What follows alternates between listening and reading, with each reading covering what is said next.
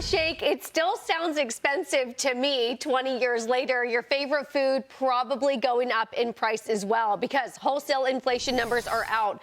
Restaurants still feeling the heat. Overall, prices are up 3.5% year over year, and that means menu prices are also up about 3% year over year. Denny's dropping a warning on Wednesday. Uncertainty among consumers is depressing sales. And if that weren't enough to dampen America's appetite, restaurants are also facing an unexpected hit from the Ozempic craze. The effect of weight loss drug is causing many to eat and drink less. So, cue Senator Chuck Schumer, who is now suddenly pointing fingers at Trump. Just heard prices went up 3%. The price of groceries went up. The price of buying a car went up. The price of gasoline went up. Donald Trump has not kept his promise that on day one, prices would start going down. Oh, but you know me. I come armed with data and facts, so let's do it. The latest inflation report from January. And remember, Donald Trump took over January 20th, so it does sound like Joe Biden's inflation numbers, not Trump's. It's not exactly the cleanest finger pointing we've ever seen. John, you're still with us. Desperate for your thoughts on how small businesses are feeling. We thought last year maybe it was sort of a stabilization of input prices, at least when it came to labor, wages, eggs maybe.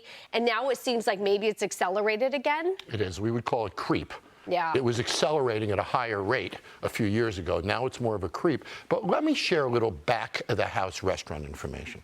Restaurants can't spend more than 33% of their revenues on food cost. So that means it's a $3 price increase for every dollar cost increase. Wow. You with me? Yeah. So if my burger goes up $3 in price, to me, I have to charge you $9 more for that burger. Wow. Wow. That creates a resistance at the customer level. So I can't raise everything by 3 times because I have customer resistance to that. So I have to eat it. So I push it maybe 2 times, not third. Now my margins are down. My rent margins are down. My utility costs are up. My labor costs are up. My paper goods costs are up. My cleaning chemicals costs are up. So I'm getting hit at every single side. Now, a good restaurant will profit 12%.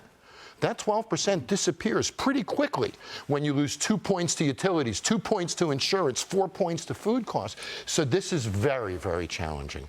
And now we are seeing the Ozempic input. I was doing a little analysis a few weeks ago. I saw Jackie nod her head when I was talking about Ozempic. So people are having an appetizer rather than an entree. Absolutely. Ooh. I know people who barely are eating at all, to be honest with you. But I just want to go back to the Chuck Schumer thing. I love how you broke down how the restaurants deal with it, because most people don't understand that. But for him to stand up there 2.5 weeks into this and say prices are not going down is absolutely ridiculous.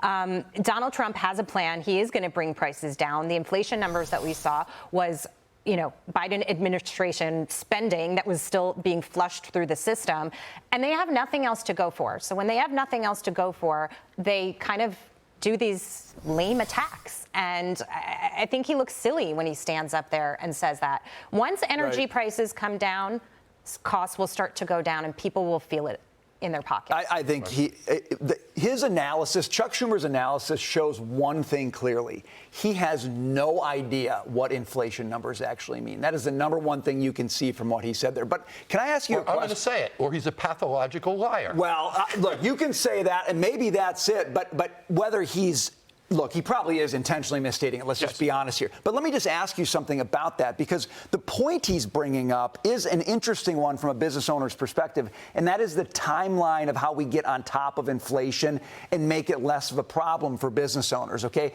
So what do business owners actually expect there? Chuck Schumer says in 3 weeks he hasn't solved it, so he's failed. I don't think America's business owners think that way.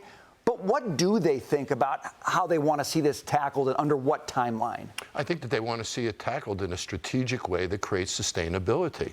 We can't survive when the prices are going up and down and up and down. You can't run a business that way because you can't boomerang your customers in that fashion. We need stability. If stability is at current level, so be it. We can build our business models around current level. What we can't build a business model around is a lack of stability. That's what's what's killing us all, and it creates a fear, which creates attentiveness, which freezes people. I don't make that investment. I don't move forward. I don't do things. So sustainability and predictability, I think, is the most important thing that Trump needs to bring to the marketplace. I think more than Ozempic, it's credit cards and credit card delinquencies that are putting people in such dire straits that they're not eating out or they're eating very little. That because given the fact that these drugs are so outrageously expensive, even if your health insurer pays for it, household debt crossed $18 trillion for the very first time in the last quarter. And this is across all consumer debt categories. It increased, but particularly the number of credit card accounts. E.J. Antoni from the Heritage Foundation. If you look at credit card delinquency rates, particularly 90 days delinquent or greater, it is at the high, people are falling behind on payments at a rate we haven't seen since the Great Recession and the global financial crisis.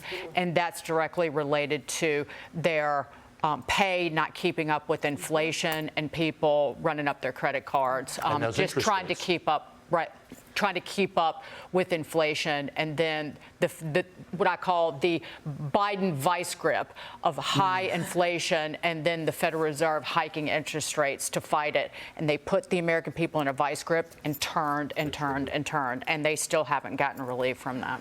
Jon, just quickly as well, we got news just in the last hour or so. RFK Jr. is confirmed by the Senate. There is a Make America Healthy Again movement, and it is here. How does that change, along with Ozempic, people just eating appetizers, the way businesses that you talk to, what they serve, what they cook, what people want or don't want in their food?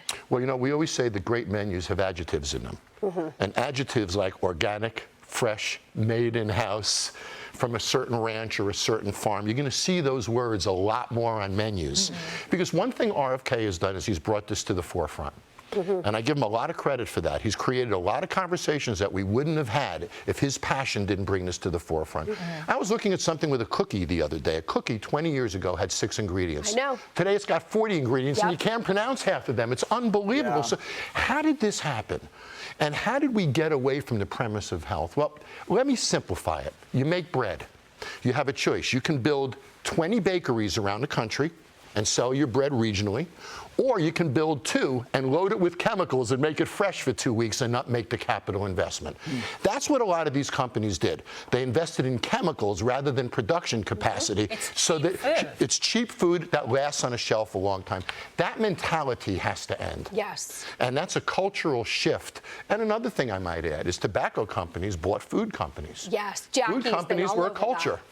We make quality foods. That culture disappeared when that transition happened. And my friends that work in that industry tell me that. So these companies have had a cultural change that has been economically driven rather than quality. Fascinating. Well, when we talk about your businesses, what people are hearing, and of course, inflation numbers that we got today, we'd be remiss if we didn't announce that Paramount Network has signed your great show, Bar Rescue, for the 10th season, and the 9th season is going to be premiering Sunday, February 23rd. So I'm proud of great that. work. We'll get another season before this one airs. I So know. pretty good. Well done. We're excited to hear what they have to say on inflation and these menu prices.